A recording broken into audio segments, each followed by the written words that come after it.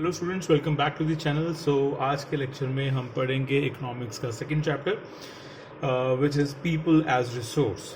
सो people as resource का मतलब क्या है कि जो लोग हैं वो हम एज अ रिसोर्स यूज़ कर रहे हैं, यानी कि हमारे यूज़ के लिए यूज़ कर रहे हैं।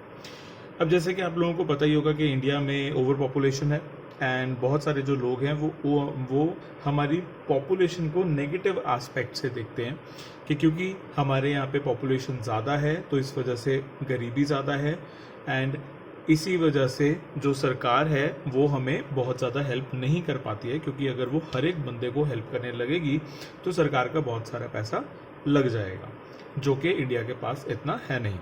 सो अगर हम बात करते हैं पीपल एज अ रिसोर्स के बारे में, तो इसका मतलब ये है कि किस तरीके से हमें लोगों को एक रिसोर्स बनाना है, यानी कि जो लोग हैं हमें उन्हें इतना कैपेबल बनाना है कि सरकार पे उनको डिपेंडेंट ना रहना पड़े एंड जो लोग हैं वो अपने आप अपना सोर्स ऑफ इनकम जनरेट कर सकें। सो यहाँ पे बात होगी लोगों को एजुकेट करने की, लोगों को हेल्दी करने की एंड एम्प्लॉयमेंट के जो एस्पेक्ट्स हैं उनको इंक्रीज करने की। सो जो आपका ये वाला चैप्टर है इसमें इस बारे में बात होगी। सो इसका ओवरव्यू एक बार पढ़ लेते हैं। The chapter People as Resource is an effort to explain population as an asset for the economy rather than a liability। जैसे कि मैंने आप लोगों को बताया कि इंडिया जो है इसमें पॉपुलेशन बहुत ज़्यादा है एंड जो लोग हैं वो हमारी पॉपुलेशन को लाइबिलिटी समझते हैं, लेकिन people as a resource chapter में हम पढ़ेंगे कि कैसे हम इस लाइबिलिटी को एसेट में चेंज कर सकते हैं। Now what is the difference between liability and asset? Liability वो चीजें होती हैं जो कि आपसे पैसा लेती हैं एंड एसेट वो चीज है जो कि आपको पैसा देती है। फॉर एग्जाम्पल, अगर आप अपने आप को लेके चलो तो आप लोग आज की डेट में अपने पेरेंट्स के लिए लाइबिलिटी हो, क्योंकि आप लोग पैसा लेते हो, क्योंकि आप लोगों की स्कूल फीस जाती है, आप लोगों की जो ट्रांसपोर्टेशन फीस है वो जाती है, आप लोगों का फूड, आप लोगों की क्लोथिंग, आप लोगों की बहुत सारे जो खर्चे हैं वो आपके पेरेंट्स उठा रहे हैं। तो आज की डेट में आप लोग पेरेंट्स के लिए लाइबिलिटी हो। लेकिन अगर आज से 10 साल या फिर 15 साल के बाद अगर हम बात करें तो आप लोग अपने पेरेंट्स के लिए एसेट बन जाओगे, क्योंकि आप लोग तब अपने पेरेंट्स को देख रहे होगे, अपने जो पेरेंट्स हैं उनकी जो केयर है वो कर रहे होगे एंड यही सारी चीज़ें जो कि वो आपके लिए कर रहे हैं वो आप लोग उनके लिए कर रहे होगे, यानी कि आप उनकी जो क्लोथिंग है वो बाय करने में हेल्प करोगे, उन लोगों के जो मेडिकल एक्सपेंसेस हैं, आपके पेरेंट्स के जो मेडिकल एक्सपेंसेस होंगे उनको कवर अप करने में आप लोग उनकी हेल्प करोगे, तो बाद में आप बन जाओगे एसेट। सो लायबिलिटी क्या होती है? कोई भी एक ऐसी चीज जो कि आपसे पैसा ले, एंड एसेट क्या चीज होती है? कोई भी एक ऐसी चीज जो कि आपको पैसा दे। So population becomes human capital when there is an investment made in the form of education, training and medical care। जो हमारी पॉपुलेशन है वो लायबिलिटी से एसेट तब बन सकती है अगर हम हमारे पॉपुलेशन को ह्यूमन कैपिटल में चेंज कर दें। ठीक है, ह्यूमन कैपिटल का मतलब क्या होता है? वो लोग जो पैसा कमाते हो, ठीक है, उसे हम बोलते हैं ह्यूमन कैपिटल। ठीक है, अब कोई हमारे पास पॉपुलेशन है लेकिन वो कोई काम नहीं कर रही है तो हम उसको सिर्फ एक पॉपुलेशन बोलेंगे, हम उनको सिर्फ ह्यूमंस बोलेंगे। लेकिन अगर वो पॉपुलेशन पैसा कमा रही है तो हम उसको बोलेंगे ह्यूमन कैपिटल। तो एक पॉपुलेशन ह्यूमन कैपिटल कैसे बनती है? जब हम ह्यूमन को एजुकेशन देंगे, ट्रेनिंग देंगे एंड मेडिकल केयर देंगे। In fact human capital is the stock of skills and productive knowledge embodied in them. So अगर हम बात करेंगे जो ह्यूमन कैपिटल है वो किस तरीके से काम करता है, सो ह्यूमन कैपिटल में हमें स्किल चाहिए, ठीक है, हमें कुछ स्किल्स होनी चाहिए एंड हमारे पास प्रोडक्टिव नॉलेज होनी चाहिए, तभी हम ह्यूमन कैपिटल बन पाएंगे। ठीक है, यानी कि अगर आपको कोई एक फैक्ट्री चलानी है तो आपको पता होना चाहिए कि वो जो प्रोडक्ट है वो बनता कैसे है, तो आपको प्रोडक्टिव नॉलेज होनी चाहिए एंड साथ में आपके पास क्या होनी चाहिए? स्टॉक ऑफ स्किल्स होनी चाहिए। आपको पता होना चाहिए कि वो जो मशीन है उससे किस तरीके से काम कराना है, और अगर मशीन से वो प्रोडक्ट निकल आएगा तो उसको बेचना कैसे है, उसको लोगों के पास तक कैसे पहुंचाना है। सो ये होगा आपका ह्यूमन कैपिटल में। सो अब अगर हम बात करें पीपल एज अ रिसोर्स के बारे में, so people as resource is a way of referring to a countries working people in terms of their existing productive skills and abilities. Looking at the population from this productive aspect, emphasize its ability to contribute to the creation of the gross national product. So अगर हम people as a resource के बारे में यहाँ पे बात कर रहे हैं, so लोग जो हैं जब वो वर्किंग होते हैं तो हम उनको बोलते हैं people as a resource, ठीक है। एंड वो वर्किंग कब होते हैं, जब उनमें स्किल्स होती है और उनमें एबिलिटीज होती हैं। एंड अगर ये सारी की सारी चीजें हम देखें तो ऐसे में क्या होगा कि हमारा जो ग्रॉस नेशनल प्रोडक्ट है वो काफी ज्यादा इंक्रीज हो जाता है। ये क्या होता है, यानी कि हम कितनी मैन्युफैक्चरिंग करते हैं, ठीक है, कितनी सारी जो चीजें हैं वो हम अपने देश में बनाते हैं, ये होता है हमारा gross national product. Like other resources, population also is a resource. अब हमारे पास बहुत सारे रिसोर्सेज होते हैं, मेटल्स हैं, नॉन मेटल्स हैं, प्लास्टिक है, ग्लास है, ये सारी की सारी चीजें क्या है, रिसोर्सेज है, इनको हम यूज करते हैं। उसी तरीके से जो पॉपुलेशन है वो भी एक रिसोर्स होता है, अ ह्यूमन रिसोर्स, ठीक है, वो ह्यूमन रिसोर्स होता है।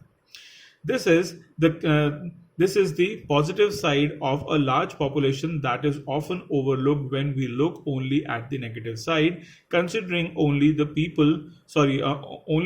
problem of providing the population with food, education, and access to health facilities.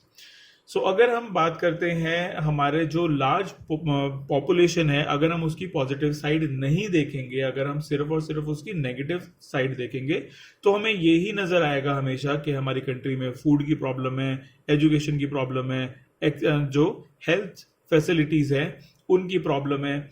लेकिन when the existing human resource is further developed by becoming more educated and healthy, we call it human capital formation that adds to the productive power of the country, just like physical capital formation. लेकिन अगर हम हमारे human resources को, यानी कि हम हमारी population को अगर अच्छी एजुकेशन देंगे, अच्छा फूड देंगे और अच्छी हेल्थ देंगे, तो ऐसे में जो हमारी कंट्री है उसकी जो प्रोडक्टिव पावर है वो बहुत ज़्यादा बढ़ जाएगी और हम फिजिकल कैपिटल फॉर्मेशन की तरह काम करना शुरू करेंगे। यानी कि अगर आप आज की डेट में चाइना को देखते हैं तो चाइना में क्या है कि बहुत सारे जो लोग हैं वो पढ़े लिखे हैं, वो ग्रेजुएट हैं एंड वो किसी भी काम को बहुत ही इजीली कर लेते हैं। अगर आप कोई प्रोडक्ट जो है वो आप चाइना में लेके जाएंगे एंड किसी से पूछेंगे कि क्या आप मेरे लिए ये प्रोडक्ट बना सकते हैं, तो वो आपको बोलेंगे कि आप एक बार दिखा दीजिए। जैसे ही आप उनको प्रोडक्ट दिखाएंगे वो आपसे सिर्फ एक ही सवाल पूछेंगे कि आपको कितना ऑर्डर करना है, आपको कितने पीसेस चाहिए, क्योंकि उन्हें पता है कि इस प्रोडक्ट को बनाना कैसे है। ठीक है, ऐसा क्यों हो पाया? क्योंकि चाइना ने अपनी जो पॉपुलेशन है उनकी एजुकेशन एंड उनकी हेल्थ पे बहुत ज़्यादा ध्यान दिया है। सो ये एक बहुत बड़ा तरीका हो सकता है हमारे पीपल को एज अ रिसोर्सेज बनाने का। Investment in human capital through education, training, and medical care yields a return just like investment in physical capital. देखिए, ये तीनों टर्म्स आपको याद रखनी है, education, training and medical care, बहुत जगह इनका यूज होगा। ठीक है, अगर हमें हमारी पॉपुलेशन को ह्यूमन कैपिटल बनाना है तो हमें education, training and medical care पे खास ध्यान रखना पड़ेगा। अगर हम हमारे पॉपुलेशन को इस तरीके से ध्यान में रख के आगे की अपनी फ्यूचर पॉलिसीज बनाएंगे तो हमें बहुत सारे फिजिकल कैपिटल का रिटर्न मिल सकता है, यानी कि हम लोग बहुत पैसे वाला देश बन सकते हैं। This can be seen directly in the form of higher incomes earned because of the higher productivity of the more educated or the better trained persons, as well as the higher productivity of healthier people. ऐसा हम इसलिए कह सकते हैं क्योंकि वो लोग जो कि हायर इनकम्स अर्न करते हैं वो ऐसा इसलिए कर पाते हैं क्योंकि वो ज़्यादा एजुकेटेड होते हैं, वो ज़्यादा ट्रेंड होते हैं और वो ज़्यादा हेल्दी होते हैं। ठीक है, सो यहाँ पे हम जो हमारा नेक्स्ट एक छोटा सा पार्ट है वो भी करेंगे और उससे समझेंगे कि इस पैराग्राफ का मतलब क्या है। India's green revolution is a dramatic example of how the input of greater knowledge in the form of improved production technologies can rapidly increase the productivity of scarce land resources. जैसे कि हम लोगों ने हमारे लास्ट लेक्चर में पढ़ा था story of village Palampur में कि कैसे इंडिया ने ग्रीन रेवोल्यूशन से बहुत रैपिड इंक्रीज किया था अपनी ग्रीनरीज में, ठीक है, जो अपनी ग्रेन की प्रोडक्शन है उसमें बहुत ज़्यादा इंक्रीज किया था। सो अगर हम ग्रीन रेवोल्यूशन के थ्रू हमारे ग्रेन्स की जो प्रोडक्टिविटी है उसको बहुत ज़्यादा इंक्रीज कर सकते हैं तो हम अपने आईटी सेक्टर की भी कर सकते हैं। India's IT revolution is a striking instance of how the importance of human capital has come to acquire a higher position than that of material, plant and machinery. अगर हम बात करते हैं इंडिया के आईटी रेवोल्यूशन के बारे में, अगर आप लोगों को नहीं पता तो let me tell you, in year 2020 जब एक सर्वे हुआ गूगल का तो वहां पे पता लगा कि every 6th engineer in Google is Indian, ठीक है। और अगर हम बात करते हैं सीईओज की, पूरे वर्ल्ड की जो टॉप 10 कंपनीज हैं उनके जो उनकी जो सीईओ हैं उनमें से 6 सीईओज इंडियंस, ठीक है। So out of 10 top most companies in the world 6 are Indians, ठीक है। अगर हम सीईओज की बात करते हैं तो कंपनी नहीं, सीईओज जो हैं वो इंडियन हैं। ऐसा क्यों है? क्योंकि हमने अपने आईटी सेक्टर में बहुत बड़ा रेवोल्यूशन किया है और ऐसे में मटेरियल, प्लांट एंड मशीनरी से ऊपर उठ के हम लोग काम कर रहे हैं क्योंकि हम लोग ह्यूमन रिसोर्सेज की बात कर रहे हैं।